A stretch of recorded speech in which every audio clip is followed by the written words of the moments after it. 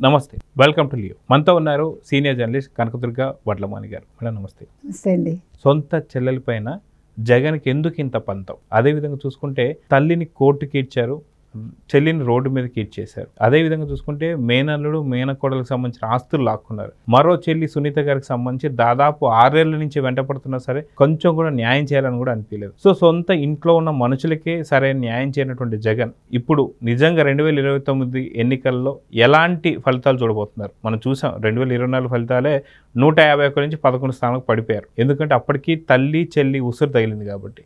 So ఇప్పుడు ఏం జరగబోతుంది? నిజంగా వైసీపీ పార్టీకి సంబంధించి ఇలాంటి వ్యక్తిత్వాలు, ఇట్లాంటి మనస్తత్వాలు మనం చూస్తూ వస్తున్నాం. అటు ముద్రగడ పద్మనాభం కావచ్చు, లేదా దువ్వాడ శ్రీను కావచ్చు, ఇలాంటి వాళ్ళంతా ఎందుకు వీళ్ళంతా వైసీపీలోనే కనిపిస్తున్నారంటే ఏం చెప్తారు? ముందు అసలు జగన్మోహన్ రెడ్డి ఎన్సీఎల్టీకి ఎందుకు వెళ్ళారు దాని మీద మాట్లాడుకుందాం, తర్వాత అందులోకి వెళ్దాం. ఎందుకంటే నిజంగా కుటుంబ విలువలు, అనుబంధాలు, చెల్లి మీద ప్రేమ, తల్లి మీద ప్రేమ ఉండుంటే ఆయన అసలు ట్రిబ్యునల్కి వెళ్ళకూడదు లెక్క ప్రకారం. కాకపోతే ఎక్కడ షర్మిల గారు పొరపాటు పడ్డారంటే అన్నగారి గురించి, అంటే ఆవిడ ఎప్పుడు ఊహించి ఉండరు. తండ్రి చనిపోయాక అన్నగారే ప్రాణం అనుకుంది ఆవిడ. కానీ అన్నగారు ఏం చేశాడు, తన అవసరం కోసం చెల్లిని వాడేసుకున్నాడు. ఆయన వాడుకోవడంలోనూ ఆస్తిని దృష్టిలో పెట్టుకునే వాడుకున్నాడు ఆయన. ఎందుకంటే తండ్రి చెప్పారు కదా, ఇద్దరు సమానంగా పంచుకోండి అని. దానికి సాక్ష్యం వైవి సుబ్బారెడ్డి అని మనకి షర్మిల గారు చెప్పారు, అందరూ చెప్పారు. సో అతను ఏం చేశాడు, చెల్లికి ఇవ్వాల్సి వస్తుందని చెల్లితో మంచిగా ఉండి తన ఎలక్షన్ వరకు వాడుకుని తన అధికారంలోకి వచ్చాక ఎప్పుడు ఎట్లా బయటికి పంపించాలో అలా అన్సెరమోనియస్గా పంపించేశాడు. పంపించాక తల్లి ఫస్ట్ కొడుకు వైపే ఉన్నారు. కానీ కొడుకు నిజస్వరూపం తెలిసాకంటే ఇన్ని సంవత్సరాలు కనీ పెంచిన తల్లికి కూడా తెలియలేదు కొడుకు గుణం. తెలిసాక ఆవిడ బయటకు వచ్చింది. కూతురు కావాలనుకుంది, కూతురు కోసం ఆవిడ కొద్దిగా పోరాడింది. తర్వాత ఎలక్షన్స్ ముందు కొడుకుని ఓడించండి అని ఒక తల్లి చెప్పింది. ఇదే తల్లి 2019లో నా కొడుకుని గెలిపించండి అంది.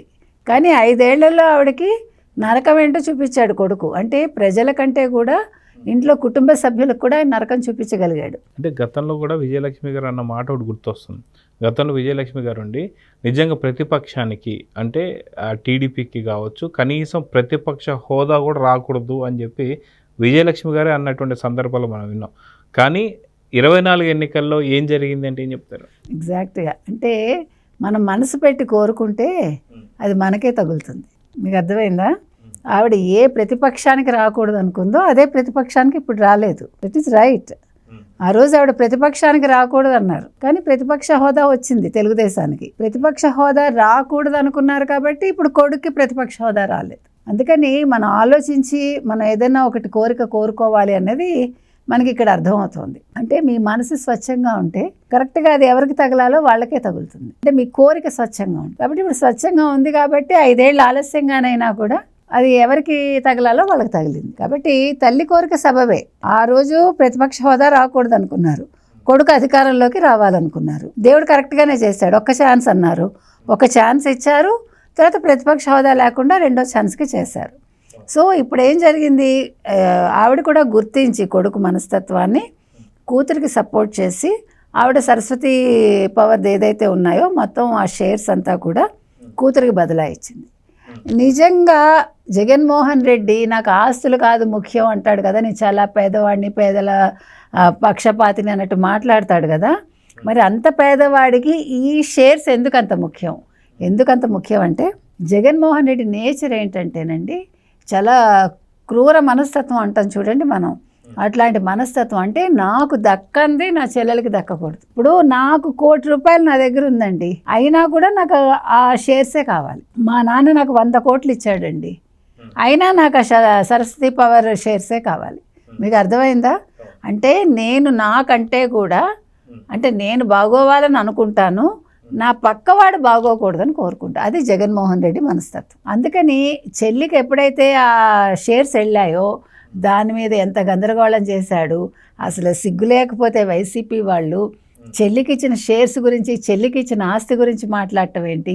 నాకు ఇంకా విచిత్రమైన విషయం ఏమనిపిస్తుంది అంటేనండి, మీరు సోషల్ మీడియా అంతా చూసారంటే అప్పటి నుంచి ఇప్పటి వరకు కూడా ఇటీవల కాలంలో కూడా వైసీపీని సపోర్ట్ చేసే ఒక ఆవిడ కూతుళ్ళు వాళ్ళకే ఇస్తావా ఆస్తి అంటుంది ఏంటండి. అంటే ఇంకా మనం ఆ పితృస్వామ్య వ్యవస్థలో ఉన్నామా మనం? అంటే వీళ్ళందరూ కూడా ఈ వైసీపీ వాళ్ళందరూ కూడా కరడుగట్టిన పితృస్వామ్య అది భావజాలంతో నిండిపోయిందా వాళ్ళ మెదళ్ళు? నాకు నిజంగా అర్థం కాలేదండి. అంటే కూతురు కొడుకు సమానం అనే ఒక మనస్తత్వాన్ని ఏ వైసీపీ వాడు అలవాటు చేసుకోలేదు, ఏ వైసీపీ సోషల్ మీడియా వాళ్ళు కూడా దాన్ని ఆకలింపు చేసుకోవాలా. అందుకని ఇంకా కూతురు వేరు కొడుకు వేరు, కూతురు పెళ్ళే వెళ్ళిపోయాక ఆస్తి ఇవ్వడం ఏంటి, ఈ సరస్వతి పవర్కి సంబంధించి షేర్స్ ఆవిడకి ఇవ్వడం ఏంటి అని తప్ప ఒక్కళ్ళు కూడా సరే ఇస్తే ఏమైంది, కూతురికేగా ఇచ్చారు, రాజశేఖర రెడ్డి కూతురే కదా అని ఒక్కడు అనలేదండి. దీన్ని బట్టి వైసీపీ వాళ్ళ మనస్తత్వాలు ఏంటో ప్రజలు బేరీజ్ చేసుకోవాలి. తర్వాత ఇవాళ ఇది ఎప్పుడైతే ఈయన నెగ్గాను అనుకుంటున్నాడో ఎన్సీఎల్టీలో, యాక్చువల్గా ఈయన నెగ్గల, అర్థమైందా మీకు? ఎందుకంటే ఇది ఫైనల్ కాదు. ఇప్పుడు షర్మిల దీని మీద వెళ్తారు. అంటే నేను ఇక్కడ మీకు ఇంకొకటి, వీళ్ళ మనస్తత్వాలన్నీ మనం కాచి వడబోసాం కాబట్టి, ఇప్పుడు ఒక దువ్వాడ శ్రీనివాసు, ఒక దివ్యల మాధురి, వాళ్ళ ఫ్యామిలీకి దూరం, ఇద్దరు కూడా ఆవిడంటే పిల్లల్ని చూసుకుంటోంది, మొగుడు నా భార్య చాలా మంచిది అంటాడు, అదేంటో మరి మనకు తెలియదు. ఈవిడ ఈయనతోటి ఉంటుంది, ఇంత కొడుకుని కంటానంటుంది, మరి ఆ భర్త డబ్బులు పంపిస్తున్నట్టు ఇంకా అంటే మరి అంత విశాల హృదయం ఏంటో మనకు తెలియదు. ఇంకపోతే ఇక్కడ ముద్రగడ పద్మనాభరెడ్డి గారు, ఆయన ఇప్పుడు పాపం అన్ఫార్చునేట్లీ ఆయన హాస్పిటల్లో ఉన్నారు. కానీ ఒక కూతురు ఒక ప్రాపర్టీ అని కూతుర్ని కాదనుకుని ఆయన జగన్మోహన్ రెడ్డి కోసం వచ్చాడు. ఆయన అంటే అటు కాపుల్ని కూడా దూరం చేసుకుని కాపు ఉద్యమ నేత అయ్యుండి మరి ఏమి ఈయన భయపెట్టాడా, బెదిరించాడా, లేకపోతే ఈయన దగ్గర ఏమైనా ఇరుక్కున్నాడా ఆయన మనకు అర్థం కావట్లా. ఎందుకంటే ఎంతటి ఏమనాలి కఠినాత్ముడైనా కూడా కూతురు అనేసరికి, తను కన్న కూతురు అనేసరికి ఒక చిన్న కదలిక ఉంటుంది. బట్ ఇప్పుడు కూడా కదలిక లేకుండా కొడుకుతో ఉండి ఆ కొడుకు ఆయన పట్టించుకోకపోతే ఈ కూతురే పట్టించుకుని ఇన్ని జరిగాయి మనకు తెలుసు. అసలు ఇంక జగన్మోహన్ రెడ్డి గురించి చెప్పక్కర్లా. ఇంకా మనం ఆయన గురించి ఎన్ని చెప్పుకున్నా కూడా ఒక తల్లి అక్కర్లే, చెల్లి అక్కర్లే. బాబాయ్ హత్య జరిగి 5 ఏళ్ళు ఆయన ముఖ్యమంత్రిగా ఉండి బాబాయ్ని పక్కకు పెట్టాడు. ఆఫ్టర్ ఆల్ ఒక ఎంపీ సీట్ కోసం బాబాయ్ని చంపించాడు అంటారు. తర్వాత తను ఎదగడం కోసం చెల్లిని వాడుకున్నాడు, తల్లిని వాడుకున్నాడు.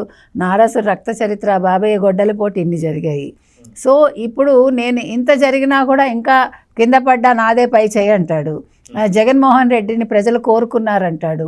జనం కోసం జగన్ అంటాడు, జగన్ కోసం జనం అంటాడు.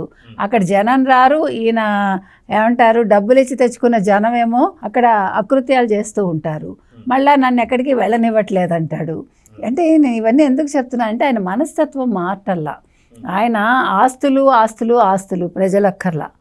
ఆయన ఇంతవరకు ప్రజల కోసం నన్ను మళ్ళా 2029లో ముఖ్యమంత్రిని చెయ్యండి అని ఎక్కడైనా చెప్పారా? ఇంతవరకు చెప్పలేదు. నేను వస్తే కనుకైతే రివెంజ్ తీర్చుకుంటాను చంద్రబాబు నాయుడు మీద, లోకేష్ మీద, పవన్ కళ్యాణ్ మీద అంటాడు తప్ప ఆయన ఎక్కడా కూడా నన్ను 29లో గెలిపించండి, నేను 19-24 మధ్య చేసిన తప్పిదాలు మళ్ళా చెయ్యను, సంక్షేమం ఇస్తాను, ఈసారి అభివృద్ధి చేస్తాను, నేను మిమ్మల్ని పట్టించుకుంటాను, మీకు ఉద్యోగాలు ఇస్తాను, నేను గతంలో చేసిన తప్పులు ఏవి కూడా మళ్ళా పునరావృతం కాకుండా చూసుకుంటాను అని ఇంతవరకు ఏ ఒక్క చోట, ఒక్క సభలో కానీ, ఒక ప్రెస్ మీట్లో కానీ చెప్పలేదండి.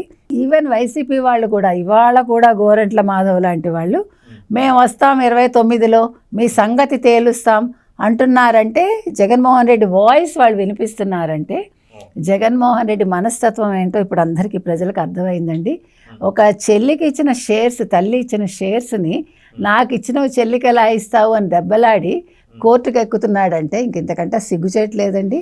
అసలు ఇలాంటి జగన్మోహన్ రెడ్డిని ప్రజలు 11 కాదు కదా, మళ్ళా ఎలక్షన్స్లో అసలు ఈయనకి అసలు ఓడించడమే కాదు, ఆ ఓడించడంలో కూడా అసలు ఇంతవరకు రానంత తక్కువ మెజారిటీ జగన్మోహన్ రెడ్డికి రావాలని మనం ఈ సందర్భంగా కోరుతున్నాం. సో చూద్దామని ఖచ్చితంగా మనం చూసుకుంటే ఏదైతే జగన్ చేస్తున్నటువంటి ఒక పనులు కావచ్చు, అదేవిధంగా తల్లిని చెల్లిని చూసుకునే విధానం కావచ్చు, అదే రకమైనటువంటి ఒక అలవాట్లు అయితే వైసీపీ నేతలు కూడా కనిపిస్తూ వస్తున్నాయి. సో ఈసారి 11 కాదు ఇంకా తక్కువ రాబోతున్నాయి అని చెప్పేసి అయితే అర్థమవుతుంది. అసలు పార్టీనే ఉంటుందా ఉంటుందో కూడా అర్థం కాని పరిస్థితి.